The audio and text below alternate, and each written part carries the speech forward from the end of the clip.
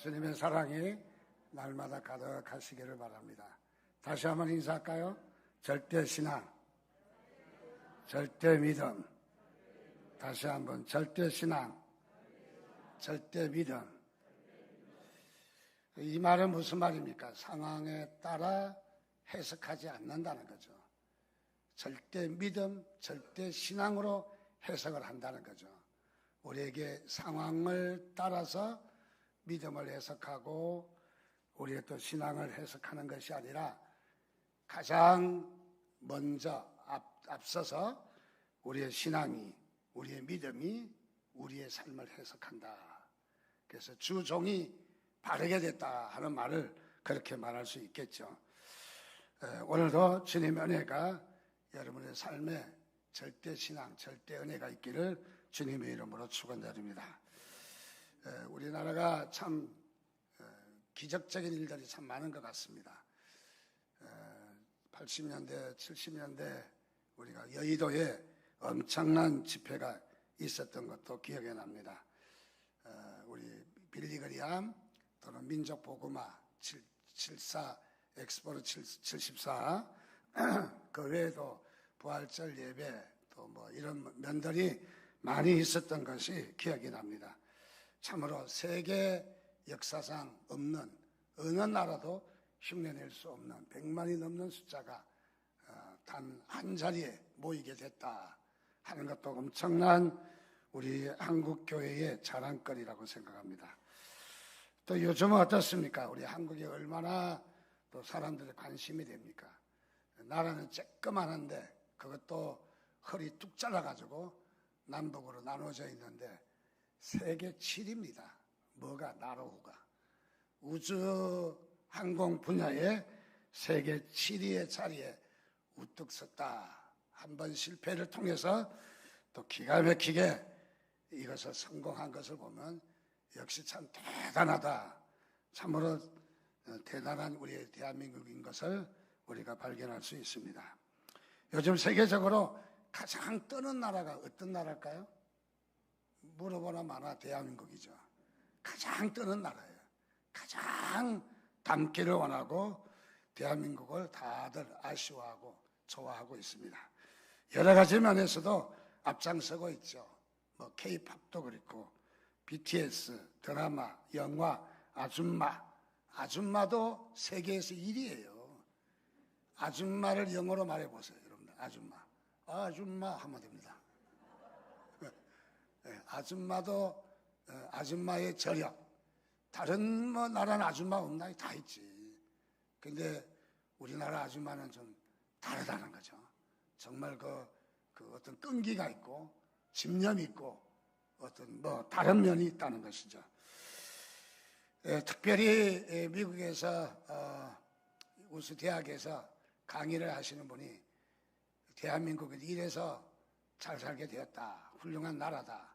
그렇게 강의를 하니까 열받은 중국 사람들이 또 저 아프리카 사람들이 우리도 따라하면 그렇게 될 수 있겠죠 라고 물으니까 천만의 말씀, 만만의 말씀. 절대 안 된다. 아니 그렇게 하면 될 거 아닙니까? 안 된다. 한국은 보이지 않는 정서가 있다. 보이지 않는. 한국 사람도 흥이 많고 또 한국 사람들은 어떠합니까? 또 남이 알지 못하는 그 깊은 한이 있잖아요. 한. 그리고 어떻습니까? 세계에서 유일하게 장사 잘 되는 노래방 장사 대한민국밖에 없어요. 다른 나라에 가면 알아주지도 않아요. 그래서 한국에는 노래하는 정이 있는, 흥이 있는 세계적으로 유명한 아리랑 곡도 있잖아요. 아리랑 곡. 아리랑 곡 어디서 나왔는지도 잘 모르지만은 세계 이 미국에서도 2,000명이 모여서 아리랑 합창을 또 얼마 전에 했더라고요. 엄청난 일들이 있는 것을 봅니다. 그 외에도 아프리카 나라에서는 자기네 나라하고 합쳤으면 좋겠대요. 대한민국을. 우리도 그러면 좋겠어요. 우리도 아프리카 가도 우리 땅 있고 또 어떻습니까? 러시아도 땅 일부를 팔아서 한국에도 팔고 싶다는 거예요. 꼭 팔았으면 좋겠어요. 그리고 어떻습니까? 몽골은 또 우리와 하나가 되자. 또 아르헨티나는 지금 이렇게 그 IMF 가운데 있는데 자기들이 살 길은 땅 일부를 한국에다 파는 것밖에 없다는 거예요.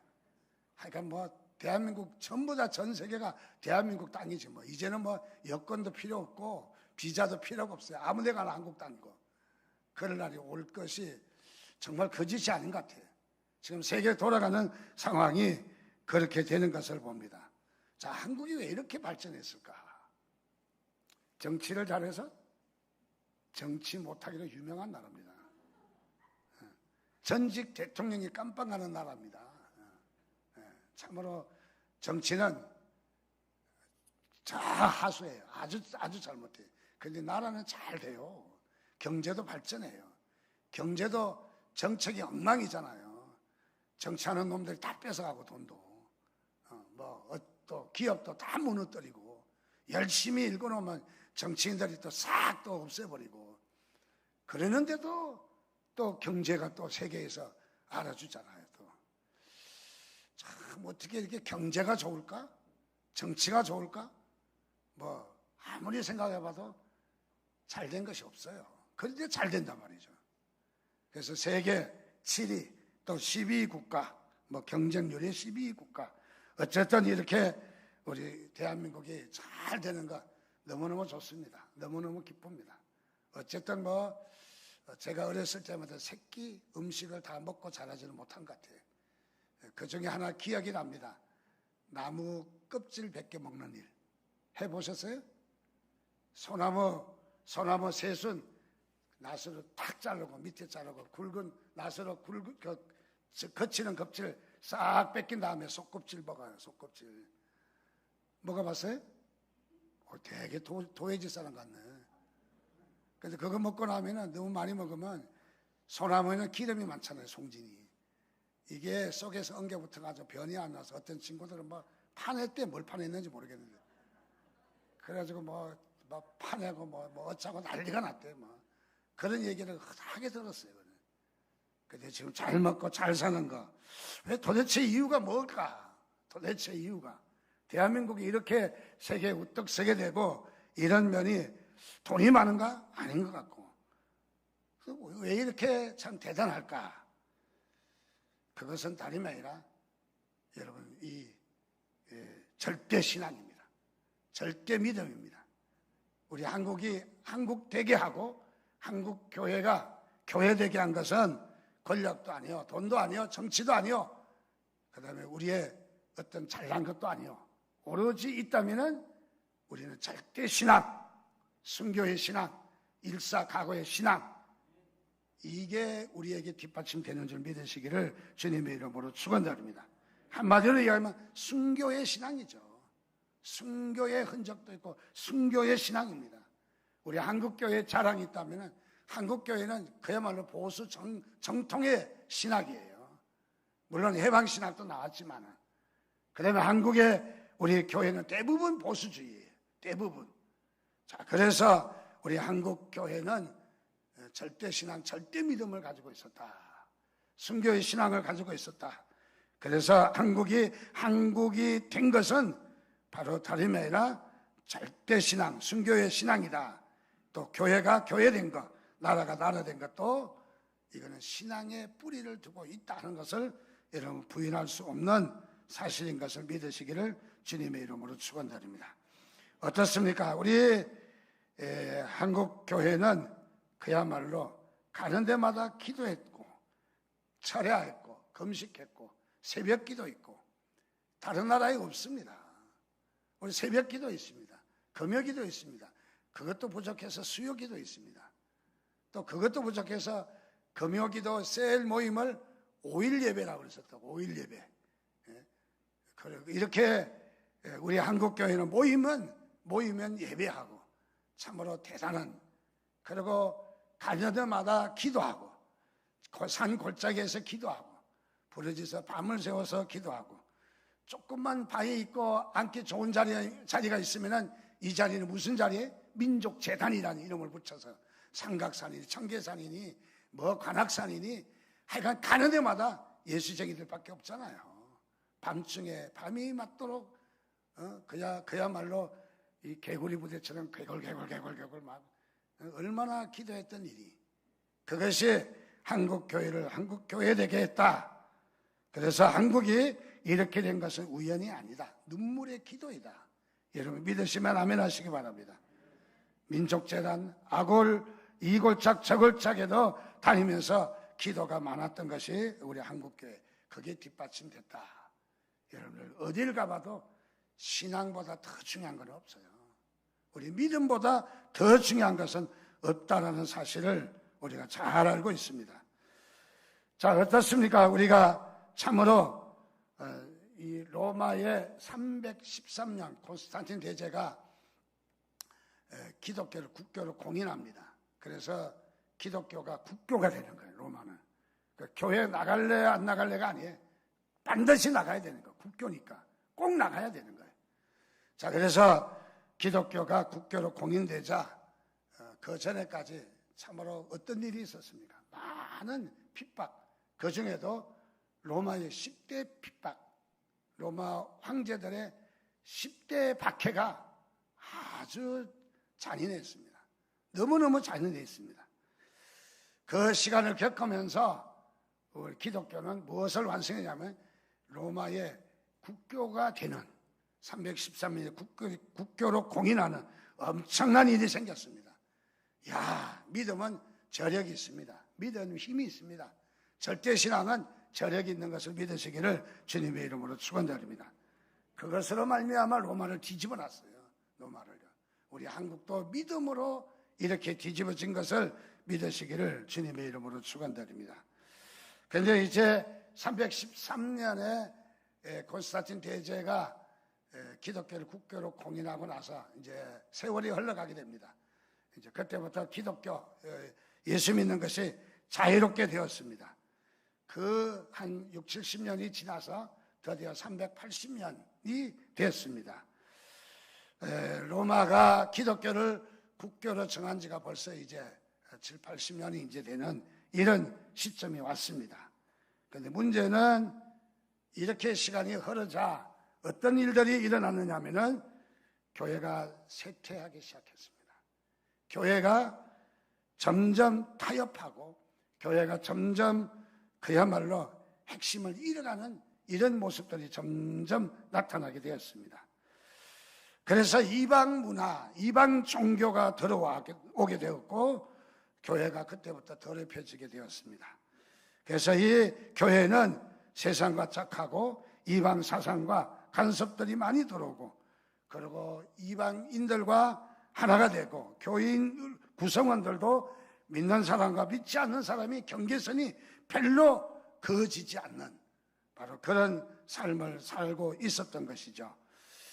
그래서 이 기독교가 점점 쇠퇴해지면서 이제 일어났던 일들이 뭐냐 하면은 이제 믿음의 순수성을 잊어버리게 됐어요.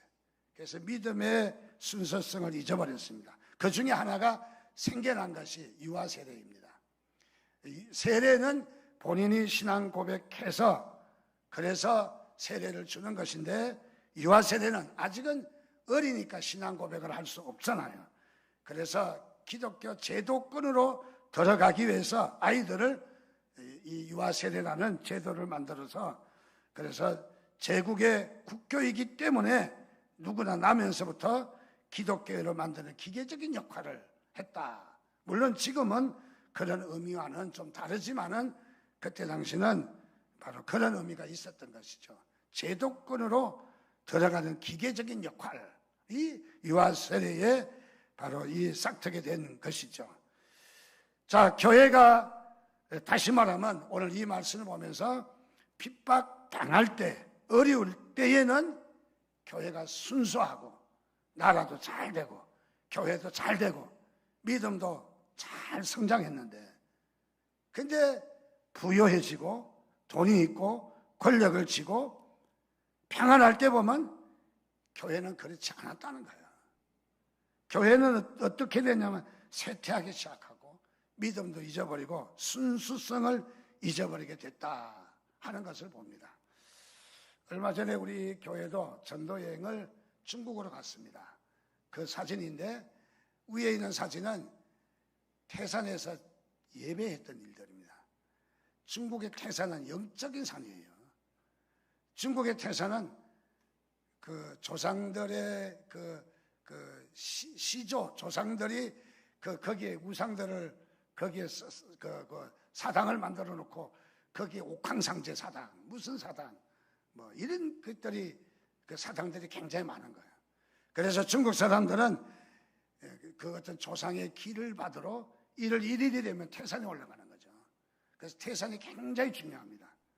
태산에서 아무 종교나 종교 행위를 할 수 없습니다. 못 모르고 우리는 태산에 올라갔다 예배했어요. 저렇게 간도 크고 참으로 믿음도 좋은 건지 모르는 건지 어쨌든 예배를 했습니다. 할렐루야. 거기서 찬양을 하고 썸을 하고 예배를 하고 아주 이런 시간들을 가졌습니다. 그 밑에 있는 사진은 뭐냐면은 중국의 가정교회 집회한 일입니다. 얼마나 사람들이 바글바글하게 많이 모이는지. 앞에서 기도 있는 자가 기도 한마디 하면 한마디를 놓치지 않아요. 그래서 단어 하나만 해도 아멘, 아멘, 아멘 박자를 다 맞춰서 우리 교회도 그런 교회 되면 좀 좋을 것 같아요. 얼마나 아멘 소리를 잘하는지 가만히 서 있어도 은혜가 넘치는 거예요. 뭐 설교거리가 그냥 나오는 것 같아요. 그래서 여러분들이 아멘 소리가 적으면 설교거리도 잘 안 나온다는 사실 아셨습니까? 네. 자, 그래서 이렇게 중국의 모습, 북한의 모습, 또 그 외에도 이슬람을 믿는 나라들의 모습, 그 아래서 신앙생활하는 교회가 있는 것을 봅니다. 근데 이렇게 보면 중국의 교회가 다는 아니지만 지금 단일 국가로서 최고의 신도, 그 기독교인이 있는 나라는 중국입니다. 전체가 약 1억 2천 정도가 기독교인이라고 합니다. 북한도 많지는 않지만은 그러나 옛날에 믿은 사람들이 아직도 있습니다. 몰래. 저도 북한에 갔을 때 성경을 전해준 일이 있어요. 성경을 감사하게 받아요. 눈물 흘리며 감격적으로 받아요. 그거 한 권 주기는 얼마나 많은 전쟁을 해야 되는지 모릅니다. 자, 어떻습니까? 이 중국이나 북한이나 이슬람권에 있는 기독교인들을 보면 역시 어렵고 힘든데도 어떤 현상이냐면 비교적 복음이 순수하고 신앙이 순수하고 믿음이 순수해요. 근데 반대로 보면은 미국이나 우리나라 같은 나라를 보면은 부유하고 잘 살고 그리고 부흥하고 그리고 괜찮은 것 같은데 믿음이 순수하지를 못해요. 믿음이 오염되어 있어요. 여기에 평안하고 부유하지만 믿음도 순수해야 되고 절대 믿음, 절대 신앙이 나와야 되는데 얼마나 감사해요. 감사하니까 우리가 절대 신앙이 나와야 될 것 같은데 하나님도 잘 믿을 것 같은데 사람들은 얼마나 감사한지 그렇지가 않는 것 같아요. 오히려 어렵고 힘들고 고난이 오고 학대를 받고 핍박을 받는 사람들이 훨씬 더 믿음이 순수하다는 거죠. 훨씬 더 순수하다는 거. 쉬운 예로 로마에 10대 박해가 있었습니다. 그 중에 첫 번째 박해가 네로 황제의 박해입니다. 네로 황제는 클라우디우스의 네 번째 아내의 아들인 그리피나 황제를 독살하고 그의 아들 네로를 로마 황제에 올려놓은 바로 그런 황제입니다. 네로가 황제가 된 처음 5년 동안은 가정교사 세네카에 의해서 영향을 받아 가난한 자들을 위해서 법령을 만들고 성공적인 통치를 잘 했다고 합니다. 그러나 얼마 못 돼서 자신의 위대한 꿈과 향락욕에 빠져서 특별히 시인들과 예술가들의 정오를 받기 시작을 했습니다. 그로 인해서 그는 두려움에 사로잡히자 생모와 아내 옥타비아를 또 그의 친척들을 살해하고 기독교인들을 그야말로 두려워하며 64년 7월 18일 로마시에 대화재가 발생하는데 대부분 목자 건물이었기 때문에 로마시는 단 6일 동안에 로마시 3분의 1을 불태우는 이런 일이 일어나고 말았습니다. 평소에 불만을 가지고 있던 많은 사람들이 이 네로 황제에 대해서 이 화재가 네로 황제의 미친 짓이라고 그렇게 이 네로 황제에게 어쨌든 전가를 시켰습니다. 사실인지는 모르겠지만 어쨌든 네로 황제가 의도적으로 불을 질렀다, 미친 짓을 했다. 그리고 네로 황제는 이 일을 자기에게 뒤집어 씌우게 되니까 역시 기독교인에게 또 전가를 시켰습니다. 왜 그랬냐면 그때 당시에 기독교인들이 불을 달라고 기도했기 때문에, 우리가 성령을 달라고 할 때 불을 달라고 기도하잖아요. 근데 이 기독교인들이 불을 주소서 불하니까 로마 시내가 불이 난 것이 기독교인들이 뒤집어 씌우기에 너무너무 안성맞춤이었습니다. 그래서 기독교인에게 뒤집어 씌워서 말할 수 없는 이 기독교인들을 학대하고, 그리고 더 나가서 기독교인들의 맹견이나 사자의 밥이 되게 하고 십자가에 처형하고, 그래서 이렇게 어려움을 겪게 했습니다. 그 가운데 처형됐던 인물이 바울입니다. 그리고 베드로입니다. 그 외에도 로마에서 순교를 당하는 이런 일들이 많이 일어나게 되었습니다. 자, 그렇으면 로마의 10대 박해 중에 지금 하나의 박해를 말씀드리고 있는데, 자, 하나의 박해 가운데도 또 이렇게 새롭게 이 믿음이 잘 짜여져 가는 것을 봅니다. 어려운데, 핍박을 받는데, 힘든 가운데서도 끝까지 믿음 지키는 이런 모습을 많이 발견할 수 있습니다. 이렇게 되는 가운데서 또 이제 일어난 일이 무슨 일이 있었느냐 하면은, 두 번째 박해는 도미시안의 박해입니다. 도미시안 황제의 박해는 이 티투스의 뒤를 이어서 권력을 장악하고, 처음에는 티투스가 기독교인들 무관심했지만은 로마 전통의 신들을 재건하려고 기독교인들이 반대하자 기독교인들을 핍박하고, 그리고 심지어는 로마의 신에게 금은을 입혀서 형상을 만들어서 우상 숭배를 강조하고, 또 유대인들이 매년 예루살렘에 보냈던 헌금을 황제에게로 바치게 그렇게 했던 것이죠.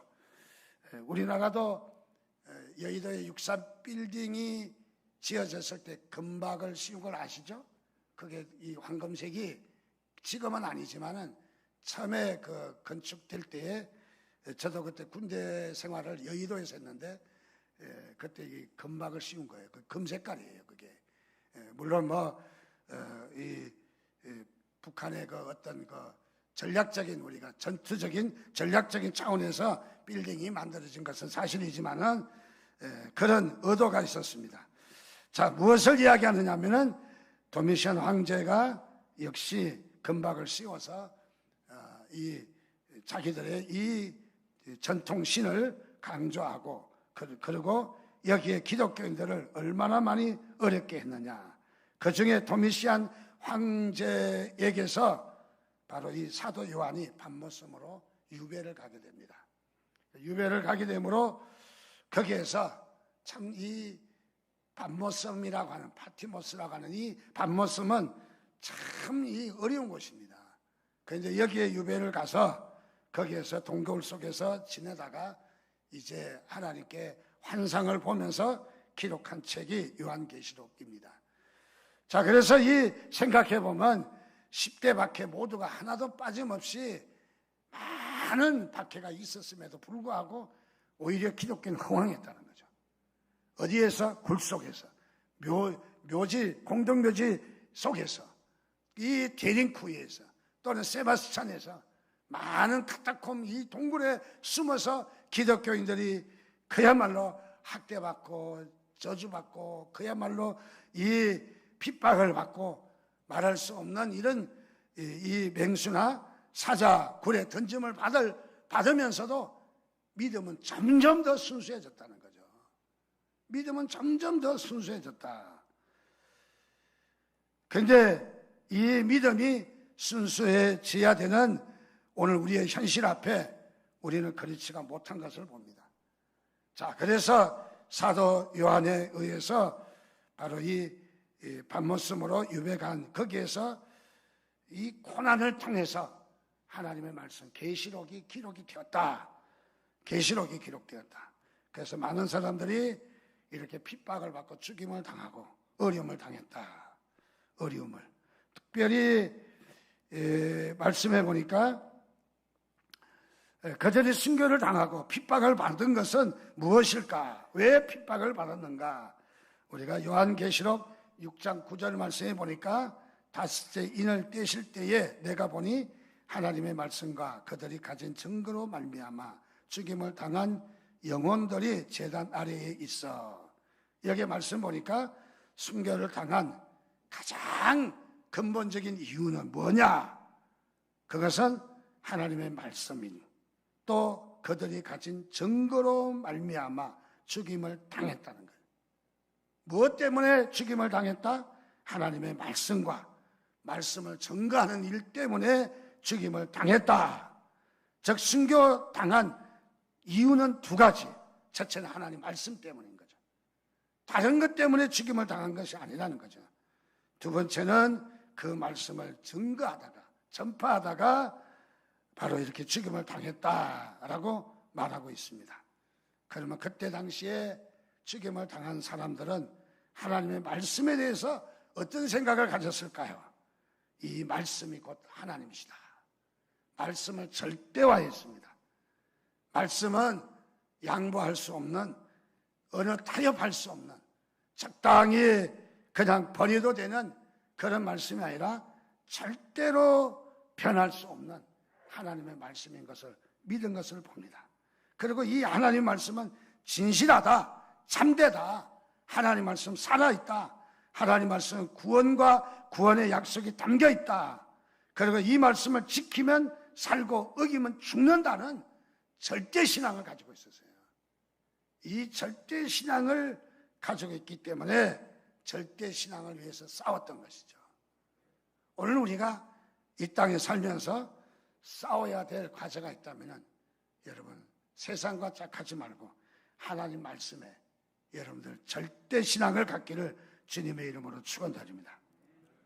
어떤 자신들의 고집이나 주장이나 열정이나 자신의 어떤 타협에 우리는 하나님 말씀을 해석하지 말고 우리는 하나님 말씀에 절대신앙을 갖는 겁니다. 양보할 수 없는 절대신앙을 갖는 겁니다. 두 번째는 하나님의 말씀을 증거하는 일이 얼마나 중요한가. 이 증거라는 말은 법적인 용어인데 다른 말로 하면 정인이라는 말과 같은 말입니다. 정인이라는 말은 무슨 말입니까? 죽음을 불사하고서라도 그것을 정언하는 것이죠. 정언하는 것입니다. 그렇기 때문에 이것은 죽음을 불사하고라도 이것은 정언하는 것이다. 그러니까 죽음하고도 바꿀 수 없는 사실이다 라고 말하는 것이죠. 어제 텔레비를 보다가 하나 배웠습니다. 전 세계에서 공무원들이 작성하는 공문서에다가 그 신앙을 고백하는 일을 있을까? 있어요. 어느 나라? 대한민국. 무슨 말이냐면은 대한민국은 공식적인 호적에다가 신앙 고백을 써놨어요. 대단한 일입니다. 무슨 말이냐면 부활 신앙을, 부활이란 말을 써놨어요. 호적에. 그 사람 부활했다고. 진짜 부활한 일이 있을까? 무슨 말이냐면은 월남전이 이제 74년인가요? 마감하면서 거기에서 포로로 잡혀갔던 사람들, 또 전쟁을 하다가 35만 정도가 월남에 투입을 했는데 미군 다음으로.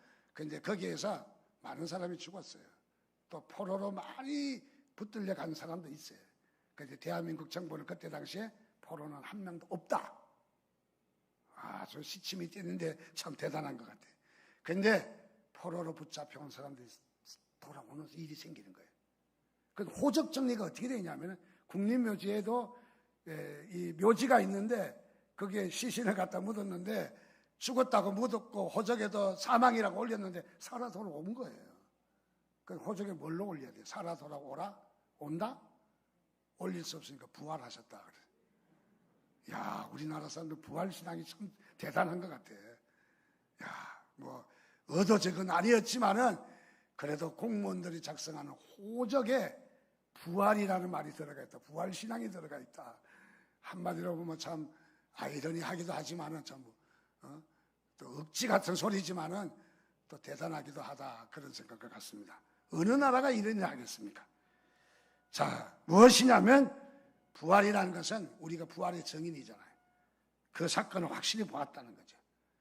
그 사실을 정언하고 있다는 것이죠. 그 정언의 책임과 심지어는 목숨까지도 바쳐야 되는 바로 그런 정언이라는 거죠. 여러분, 이 초대교회 교인들은 바로 어떠했느냐? 하나님의 말씀과 하나님의 말씀을 정언하는 일에는 목숨 내놓았다는 거죠. 그게 무엇일까? 일사각오의 신앙. 그게 무엇일까요? 절대 믿음입니다. 절대 신앙을 가진 바로 그런 모습을 우리가 발견할 수 있습니다. 두 번째로 죽임을 당한 자가 우리 계시록 6장 9절 10절 말씀에 보니까 다스리를 될 때에 내가 보니 하나님의 말씀과 그들이 가진 증거로 말미암아 죽임을 당한 영혼들이 제단 아래에 있어 큰 소리로 불러 이르되, 순교당한 사람들이 제단 아래에서 큰 소리로 부르고 있다는 거예요. 그리고 하는 말이 거룩하고 참되신 대주제여 땅에 거하는 자들을 심판하여 우리의 핏값을 갚아주지 아니하시는 때가 어느 때까지입니까? 자기들이 핏값을 갚아달라는 거예요. 누가? 순교당한 사람이에요. 순교당한 사람이 그렇게 말할 수 있을까? 순교의 피가 하나님께 호소하고 있는 거예요. 지금 여러분, 순교자의 피가 얼마나 대단한지 보십시오. 순교의 피가 얼마나 역사가 강한지 큰 소리로 하나님께 호소합니다. 이렇게 죄 없는 자들을 죽이고 학대하고 핍박했던 자들, 이 사자굴 속에 집어넣고 이런 자들을 심판해달라는 거예요. 심판해달라고 이야기합니다. 순교의 소리가 얼마나 큰지를 잘 말해주고 있습니다. 역시 10절에도 심판해달라고 소리를 지르고 있습니다. 참으로 총독들과 임금들과 이방인이 끌려가고 신문당하고 무참히 죽여김을 당하고 또 어떻습니까? 예수님 때문에 피를 흘려서 죽고, 이런 신앙이 초대교회에 로마를 뒤집어 놓게 되었다는 거죠.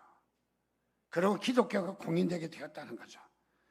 순교를 당하며 자유가 박탈당하며 재산을 빼앗기며 가족들이 내쫓김을 당하고 유리하고 방황하고 처절한 삶 가운데서도 하나님의 말씀을 버리지 않았다는 거예요. 하나님의 말씀을. 오늘 우리가 다시 한번 되새겨야 될 중요한 부분이 아닌가 생각합니다. 그리고 죽임을 당한 자들에게 계시록 6장 11절에 가서 말씀하시기를 각각 그들에게 흰 두루마기를 주시며 이르시되 아직 잠시 동안 쉬되 그들의 동무 종들과 형제들도 자기처럼 죽임을 당하여 그 수가 차기까지 하라 하시더라. 우리에게 권면합니다. 위로합니다. 순교가 뭔지 아느냐? 첫째는 흰 두루마기를 주신대요. 흰 두루마기는 무엇입니까? 주님의 보혈로 깨끗인 의복을 가리킵니다. 깨끗한 의복. 그래서 주님의 보혈로 깨끗함을 받은 구원받은 성도의 승리와 상급과 영광을 보증한다 하는 뜻을 말해주고 있는 거예요. 어린 양의 피에 그것을 씻어서 쉬게 한다 하는 말은 그런 뜻을 지니고 있습니다. 어린 양의 피에 옷을 씻어서 바로 이렇게 구원해 주신다. 또 이 말씀은 어떤 뜻이 있습니까? 11절에 아직 잠시 동안 쉬되, 순교가 무엇이냐? 우리는 죽음 앞에서 벌벌 떨지만 순교 앞에서 벌벌 떨고 거짓말도 하고 또는 아니면은 속여서라도 없는 것도 있다고 말을 하고 그렇게도 우리는 변심할 때가 많이 있지만은 그러나 하나님의 말씀에 정언하고 하나님 말씀대로 그들은 살았던 것들은 어떤 역사가 저 순교를 하게 됐는데 그 순교는 무엇이냐? 죽음이라고 하는 것은 살다가 없어지는 소멸하는 것이 아니라는 거예요. 그래서 성경은 잠시 쉰다고 이야기했어요. 잠시 잠을 잔다고 이야기했어요. 여러분, 우리는 이 땅에 사는 삶이 끝이 아닌 것을 믿으시기 바랍니다. 죽음이 끝이 아니에요. 우리 이 죽음은 잠시 쉬는 거라고 이야기합니다. 우리를 부활시켜서 우리가 다시 한번 하나님의 백성으로 우리가 다시 살 것을, 부활할 것을 믿으시기를 주님의 이름으로 축원드립니다. 세 번째는 뭐라고 이야기하냐면 형제들도 자기처럼 죽음을 당하여 저와 여러분들도 이 땅에서 지금 하나님의 말씀 무엇을 권면하느냐면 죽임을 당해서 순교를 당해서 순교자의 반열에 차기까지 하라는 거예요. 거기에 들어오라는 거예요. 그 자리가 얼마나 대단한지 그 자리에 들어오라는 것입니다. 즉 쉽게 말하면은 현재의 고난과 장차 받을 영광을 비교할 수 없는 엄청난 사건이라는 것을 보여주고 있습니다. 즉 순교의 자리는 하나님의 위대한 자리입니다. 순교의 자리는 엄청난 자리입니다. 우리가 상상할 수 없는, 우리가 계산할 수 없는, 우리가 꿈에도 꿀 수 없는 바로 이 순교의 자리는 대단한 거죠. 그래서 성경에는 신약에 와서도 아벨의 피, 순교자의 피가 호소한다고 말하고 있어요. 하나님도 다른 데는 다 큰 소리 치시는데 순교자의 피 앞에는 하나님도 큰 소리 못 치시는 것 같아요. 얼마나 대단한지를 말해주고 있습니다. 그러므로 오늘 우리가 이 말씀을 보면서 순교의 신앙을 갖기를 원합니다. 편안할 때, 또 이렇게 살만할 때, 또 벌어서 부유할 때에 우리가 어떠해야 되느냐? 변질하면 안 된다는 거예요. 우리의 신앙이 변질하면 안 된다는 거예요. 그래서 어떻게 해야 되느냐? 우리가 이 편안할 때에 마치 열처녀처럼 준비하는 자가 되어야 된다는 거예요. 여러분, 지금은 무슨 때냐? 신앙을 준비할 때. 언제 우리에게 어려움이 닥쳐서 순교할 수도 있는 순간이 올지도 모르겠어요. 대단한 일이지만은 또 순교가 쉬운 일도 아니에요. 또 아무나 할 수 있는 것도 아니에요. 그런데 우리는 어쨌든 간에 우리가 지금 평안하다, 살만하다, 부유하다, 괜찮다 할 때에 마냥 놀고 퍼지고 타협할 때가 아니라는 것이죠. 오히려 이럴 때 뭐 해야 된다? 우리는 순교에 준비해야 된다. 순교에 우리는 준비해야 된다라고 말하고 있습니다. 그러므로 오늘 우리는 순교자들의 본을 받아 우리의 신앙도 순교의 신앙이 여러분들 되시기를 주님의 이름으로 축원드립니다. 기도하겠습니다. 우리 함께 같이 기도하겠습니다. 같이 기도할 제목은 하나님이여 우리의 신앙이 안일하지 않게 하시고 세상과 타협하지 않게 하시며 더 나아가서 우리의 신앙이 절대 신앙, 절대 믿음으로 무장시켜달라고 하나님의 말씀 앞에 항상 우리가 두렵고 떨림으로 이 구원을 이루며 우리가 하나님의 말씀에 전폭적인 의지하는 우리의 삶이 되게 해달라고 이 한 시간에 주여 한번 부르짖고 같이 기도하겠습니다. 주여.